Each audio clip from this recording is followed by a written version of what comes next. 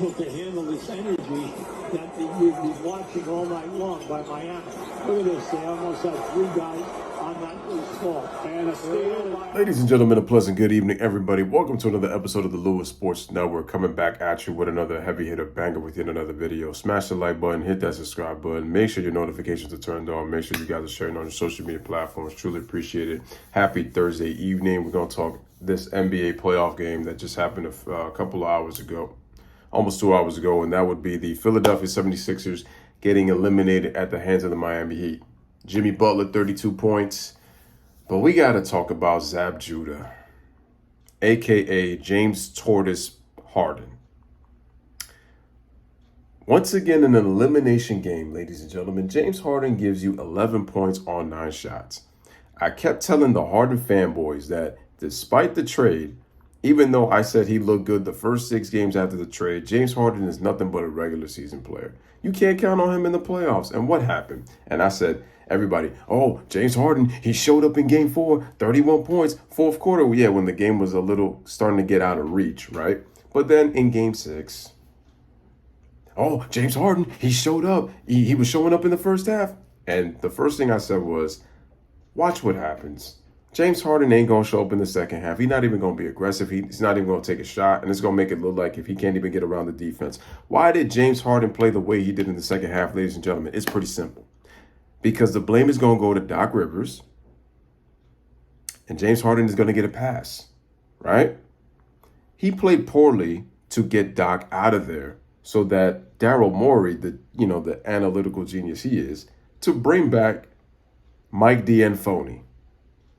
That's why. So then James Harden could pretty much pile up his stats, get his numbers, and basically the media come with this stupid narrative. He's the best scorer since Michael Jordan. Look at his regular season PER. It's among the best of all time.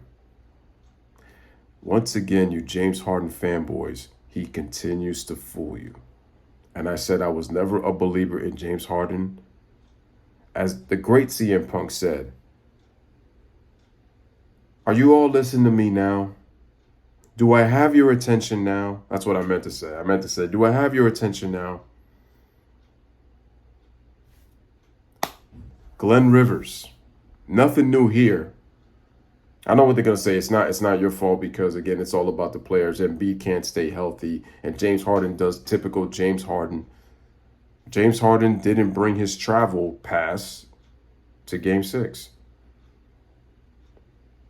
James Harden forgot to bring his travel. He left it at practice. He left his travel game in practice. So, once again, that's all, folks.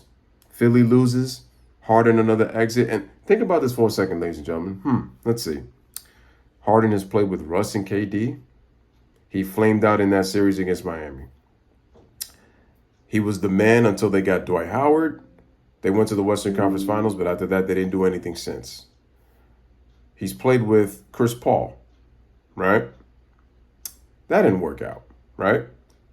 Especially against the Warriors. They get rid of him, and James Harden says, well, I know what to do.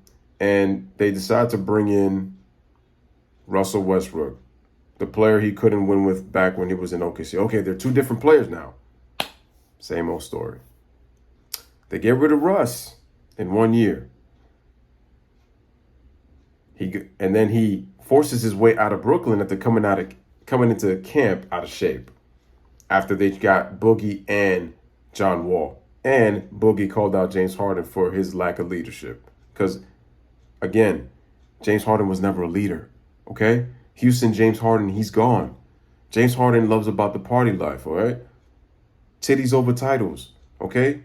James Stripper Harden is about the money. And Daryl Moore's going to give him the money anyway, but he's all about that right now, ladies and gentlemen. He ain't about winning.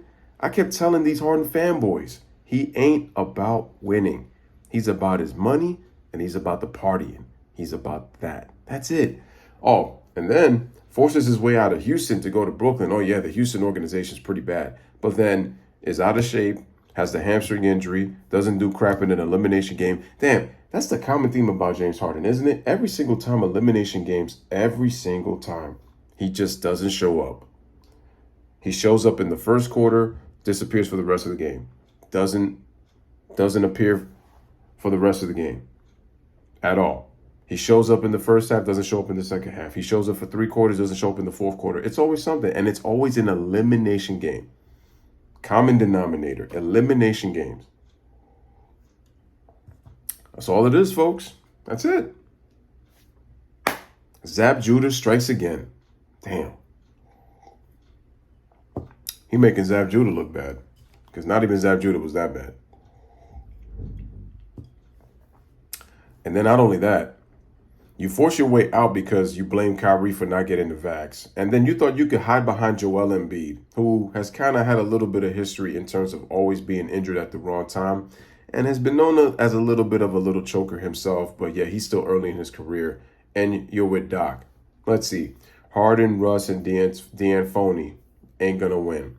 Harden, Glenn Rivers, and Joel Embiid, you ain't going to win. So like I said before, ladies and gentlemen, do I have everybody's attention now?